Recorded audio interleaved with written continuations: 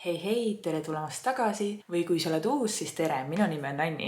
Nagu sa võib-olla märkad, siis ma ei ole päris oma koduses keskkonnas, kus ma tavaliselt filmin. Ma olen praegu omadega Portos, Portugalis ja mis päev täna siis on, kui ma filmin? Täna on laupäev.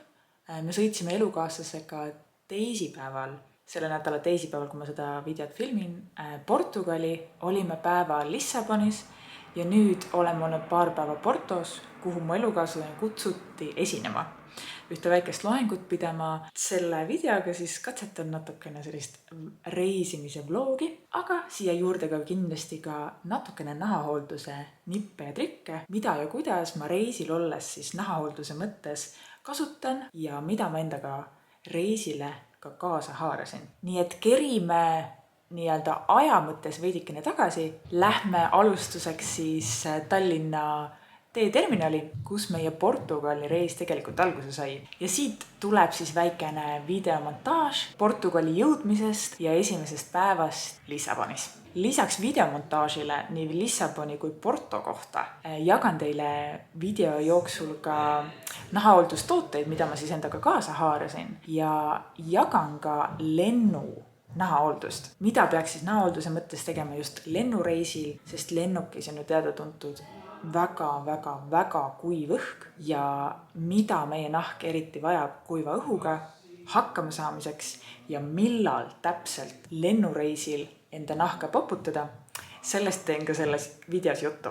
Aga praegu lähme siis ajas tagasi ja naudime koos Portugali sisenemist ja väikest videovloogi Lissabonist.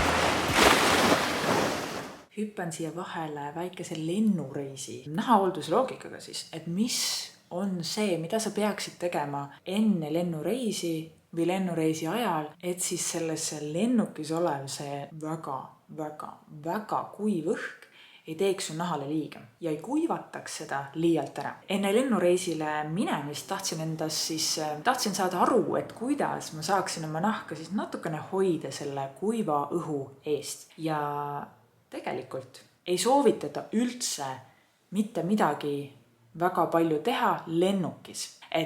Sest lennukis on hästi kuiv õhk ja kui sa näiteks kannad nahale mingit niisutavat spreid või midagi sellist, siis see, et sa teed oma naha uuesti niiskeks, siis ta kuivatab seda nahka veel rohkem, sellepärast et niiskus naha sees või naha pinnal hakkab järjest tugevamini ära auruma, sest et õhuniiskus ja nahaniiskus tahavad saada justkui nagu balanssi ja sa võib-olla isegi kuivatad oma nahka näiteks ainult vett pritsides nahale palju rohkem. Dr. Dre videot vaadates, ta on üks USA dermatoloog, kelle videosid ma tihti vaatan, siis Dr. Dre tõesti soovitas kindlasti niisutada tugevalt nahka just enne, kui sa siis jõuad sellesse väga kuiva õhuga keskkonda, mis on lennuki kabiinis siis. Ja nii ma ka tegin.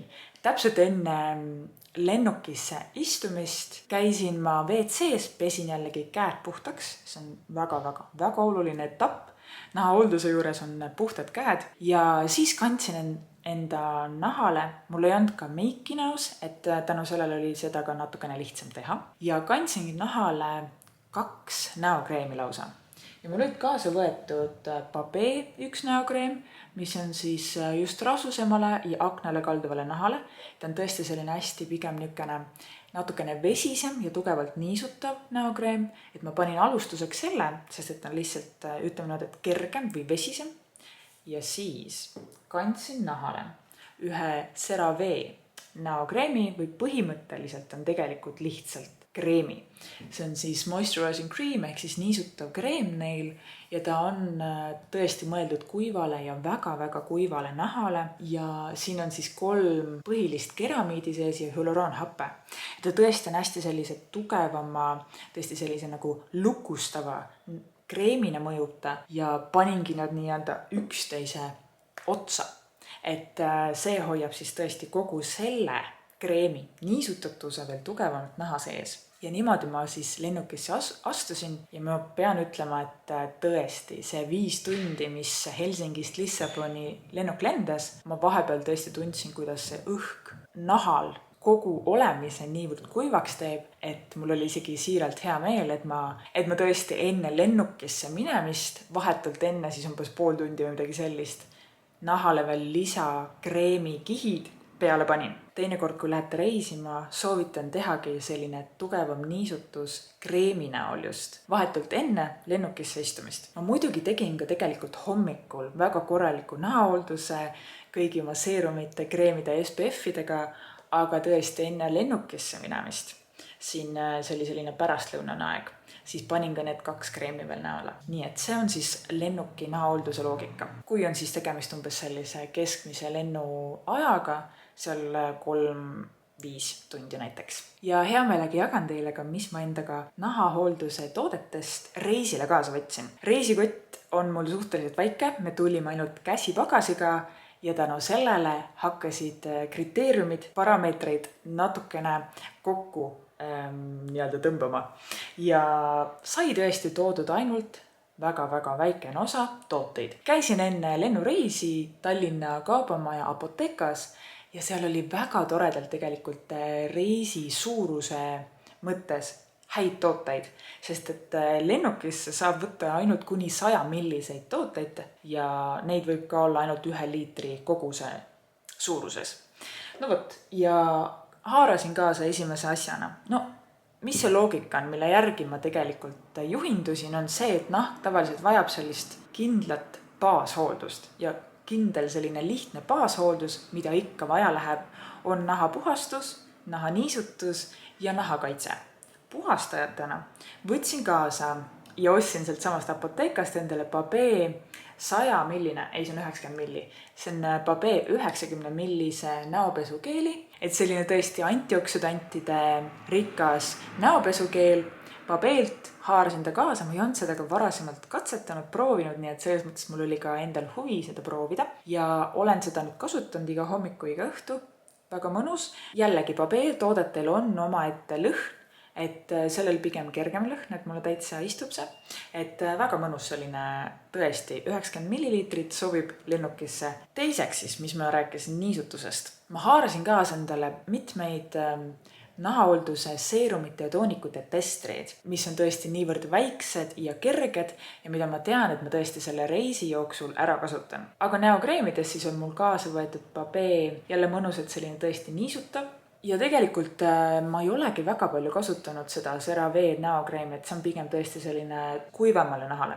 Et siin mul ei olegi seda väga palju vaja läinud, aga ma arvan, et lennukisse minekut jälle enne lennukit ma selle järgi kindlasti haaran. Unustasin enne jagada, et kui tahan võtta ka meiki maha, siis ma haarasin endale kaasa The Ordinary Squalan puhastaja, mis on mõnusalt jällegi väikeses 50 milliliitrises sellises pakendis, mida saab jällegi lennukisse võtta ja saan ka sellega oma meigi väga hästi siis õhtuses topeltpuhastuse esimeses faasis mõnusalt maha. Ja naha kaitsena, no muidugi SPF ja haarasin kaasa La Roche-Posay Chaka SPF 50 näo SPF-i ja jällegi sellepärast ka, et on tõesti väga-väga väikeses mõnusas pudelis. Ja jällegi 50 milli sobib lennukisse, 50 SPF kaitse, super. Ja kindlasti ei tohi nii lennukis kui üldse reisil ja üleüldiselt ära unustada ju ka huuli.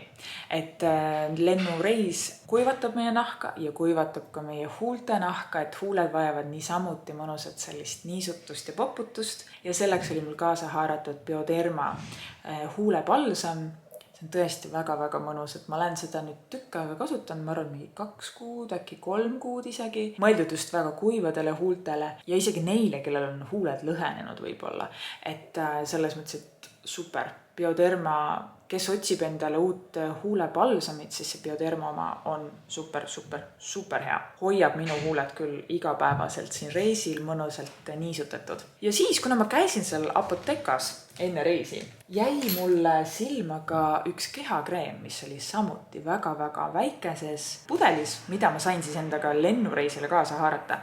Ja selleks oli Babee kehakreem just uureaga, mis ongi mõeldud kuivale nahale. Ma olen seda täispudelina kasutanud viimased, ma arvan, 3 kuud võib-olla, et on üks tõeliselt mõnus kehakreem, mis tõesti niisutab, läheb mõnusalt naha sisse ja ei jäta kuidagi kleepuvaks ega ebameeldivaks, et selle haarasin ka endale kaasa. Ja tahtsin sulle jagada ka sellist väikest nippi, et tõesti, kui sa lendad kuhugi ja sa tahad endaga näiteks kaasa haarata ka parfüümi, aga parfüümipudelid on ju teada-tuntud pigem sellised rasked, need on klaasist ja võib-olla on sul nii-öelda kõik mahud juba ära täidetud ja sa otsid endale sellist väikest reisi sõbralikku parfüümi või siis tualetvee varianti, siis mina leidsin endale väga-väga rahakotisõbraliku hinnaga, super mõnus, väga lihtne, väike 10 milliliitrit ainult, siis soovitan minna uurima ei kuhugi mujale kui Zarasse.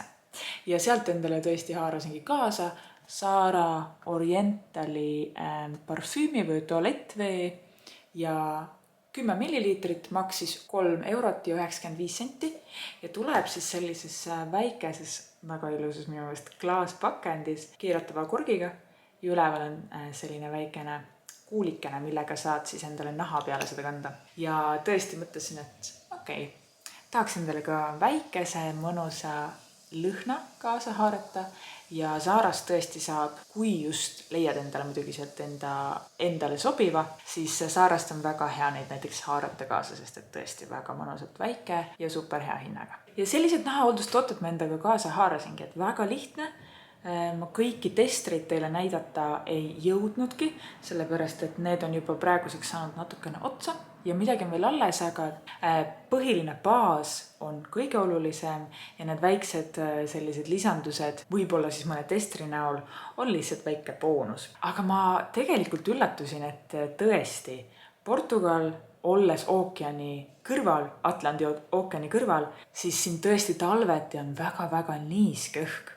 Ja nahk ei vaja üldse nii väga palju niisutamist, et väga suur erinevus oli tulla Tallinnast -20 kraadisest detsembrikuust, kus on tõesti keskküte, õues on külm kogu aeg, nahk justkui natukene vajab sellist tugevamat poputust, niisutust, tulla siia sellisesse pehmesse +15 kraadisesse ja väga niiskesse õhku, siis tõesti siin nahk ei vaja üldse niivõrd palju sügavat niisutust, lihtsalt tõesti selline baas kätte saada, päevaks SPF peale ja rohkem tegelikult ei olegi. Ma tunnen, et üldse vaja. Tunnen, et selle kraamiga või kogu see toodetega olen saanud mõnusalt hakkama ja ma ei olegi väga palju puudust tundnud lisatoodetest. Aga jah, väga huvitav oli kuidagi naha kaudu aru saada, kuidas õhu niiskus võib tõesti meid nii tugevalt mõjutada. Ma arvan, et mul ei olegi praegu rohkem midagi. Lähme edasi ja jätkame siit siis Porto osaga sellest reisivlogist.